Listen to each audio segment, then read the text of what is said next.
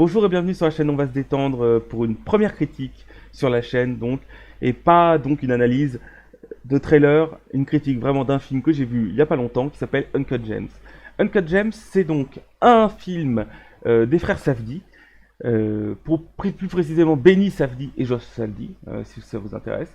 Et c'est un film qui est paru sur Netflix il y a pas très longtemps et c'est un film qui raconte, je vais vous faire un bref résumé de l'histoire. C'est un film qui raconte l'histoire d'un bijoutier new-yorkais qui lutte un petit peu qui lutte pour sa survie d'une certaine manière, et qui lutte il lutte contre le temps, puisqu'il doit tout le temps c'est un parieur un petit peu compulsif, et il parie souvent. On lui donne des choses en gage, et en fait lui-même les remet en gage, et il doit de l'argent à des gens de la mafia. Et en fait, il doit beaucoup d'argent en soi, il effectue énormément de paris avec pas forcément son argent.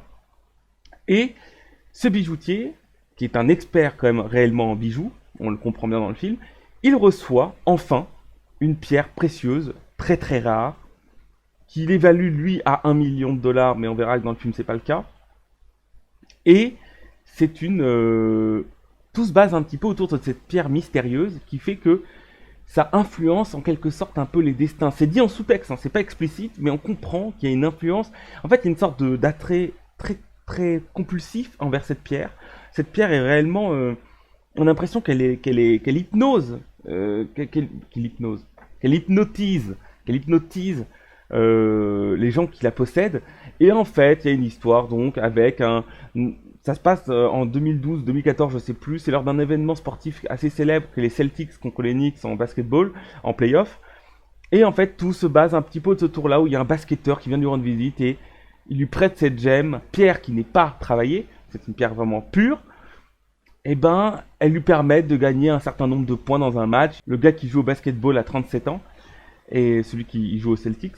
Et en fait, grâce à cette pierre, donc voilà, il fait un nombre de points ahurissant par rapport à ce qu'il fait comme moyenne à son âge, surtout parce qu'il est vieilli, et du coup il n'a plus du tout les mêmes capacités qu'avant. C'est un scénario qui est assez simple, c'est un peu une course-poursuite comme je vous ai dit, ça va un peu en ligne droite d'une certaine manière. Le but c'est que le mec s'en sorte, il a plein de merde H24, c'est hallucinant. Il a plein de merde et on vit avec lui parce que c'est un rythme effréné. Et d'ailleurs, le travail sur le montage et sur le travail de l'image est vachement important là-dessus parce que vraiment on a l'impression de suffoquer quand tu regardes ce film. On a vraiment cette impression on n'en peut plus, on a du mal à respirer parce que ça ne s'arrête jamais. Ça ne s'arrête jamais, puis tout le monde parle, ça braille de tous les sens et c'est super complexe finalement. On essaye d'entendre ce que dit le mec parce c'est comme si on était vraiment faisait partie de cette foule, d'une foule pendant qu'il parle, et on essaye de comprendre ce que dit le personnage principal. Et c'est vraiment vraiment complexe parce que tu te sens débordé, Et ça, ce film en soi, il est réussi pour ça. C'est-à-dire qu'en même temps, pour certaines personnes, ça peut complètement les réfréner. C'est-à-dire que ça peut être vraiment handicapant de se dire que c'est un film que tu subis finalement. Tu subis parce que c'est long. Le film dure 2 heures, mais je veux dire, c'est long parce que t'as l'impression que c'est long parce que ça t'embrouille la tête, t'en peux plus, t'as un mal de tête à la fin du film, quoi, limite. En cela, c'était ce qu'ils ont voulu, je pense, les réalisateurs. C'est ce qu'ils ont voulu, et c'est d'ailleurs ce qu'ils avaient un peu reproduit dans le film Good Times, qui est un très bon film, avec Robert Pattinson. Et je reviendrai aussi sur l'acteur principal, juste après, du film Uncut Gems. Pareil, c'était une course-poursuite un petit peu, alors d'une autre manière, c'était une course-poursuite pas contre le temps, enfin, d'une certaine manière, si, évidemment, de toute façon, on court tous contre le temps, mais ce que je veux dire, c'est que c'était une course-poursuite parce je sais plus exactement l'histoire de Good Times, mais qui est vraiment très bien, mais c'est une sorte de, je crois Robert Pattinson, il incarne une sorte de voleur, il se fait poursuivre par les flics, et c'était joliment fait. Peut-être que Good Times était un peu plus lent dans sa manière même si c'était une course-poursuite, c'était peut-être le rythme était peut-être un peu moins effréné. Mais là, vous n'avez pas le temps. Là, c'est-à-dire qu'on sent vraiment le besoin du personnage principal de s'en sortir, et c'est vraiment assez. On se dit, mais il n'y arrivera jamais. On se dit vraiment, il n'y arrivera jamais. C'est-à-dire on le sent vraiment acculé dans tous les coins. Il ne sait pas, il n'arrive pas à se démerder. Il a merde sur merde. Je trouve que le rythme du film et la manière dont ça a été traité l'image, avec en plus un fond réel, c'est-à-dire que c'est basé sur une histoire vraie dans le sens où c'est pas basé sur une histoire vraie, mais ce que je veux dire c'est que ça prend un point, une ligne, une timeline qui a existé, avec un match de basket qui a existé aussi, et de centrer un petit peu sur tout cet univers-là dans un univers assez restreint finalement, parce que il n'y a pas de débordement autre des personnages qu'on voit, il y a pas de, c'est assez dans un univers un petit peu clos. C'est vraiment intéressant de voir de la manière dont il se prend les merdes dans la gueule et comment la manière dont il essaie de s'en sortir. Il y a une histoire de vraiment un peu mystique sur cette gemme sur ce joyau qui leur apporte, en fait, ils se sentent dépassés par ce joyau. C'est une sorte euh, le joyau leur fait croire des choses, leur permet de croire. Alors, on ne sait pas si c'est une sorte d'effet, comment dire, d'effet placebo. C'est-à-dire qu'ils ont, tout d'un coup, ils se pensent avoir une chance, ils pensent tout d'un coup dépasser leur capacité grâce à cette pierre, mais que c'est faux.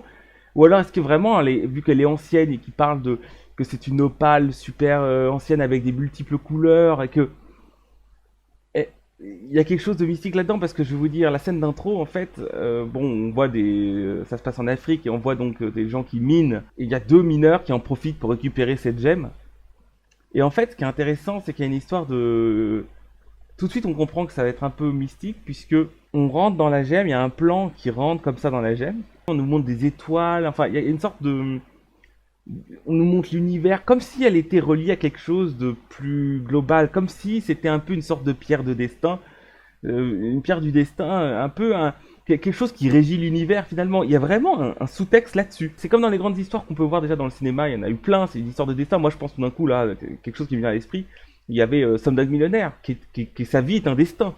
Il est destiné à faire l'émission, et qui veut gagner des millions, et il est destiné à faire ça, et toute sa vie l'a mené à ce moment-là précis. Et ben là, c'est un peu ça. C'est un peu ce genre de choses. Bon, après, je veux pas spoiler peut-être forcément le scénario dans sa globalité, mais il y a quelque chose qui est un peu de mystérieux sur cette pierre. Et j'ai l'impression, en fait, je vous dis clairement les choses, j'ai l'impression que c'est un film on a l'impression que c'est un film qui n'existe plus dans notre période actuelle. C'est-à-dire dans le sens où on, ne, on a l'impression que c'est daté un petit peu déjà. C'est-à-dire que ce film-là, on te dit qu'il sort en 2020, bah t'y crois pas trop. Tu pourrais croire que c'est un film qui est sorti en 2000 quelque chose, en 2005, 2004. En fait, c'est un type de réalisation que je trouve qu'on ne retrouve plus actuellement.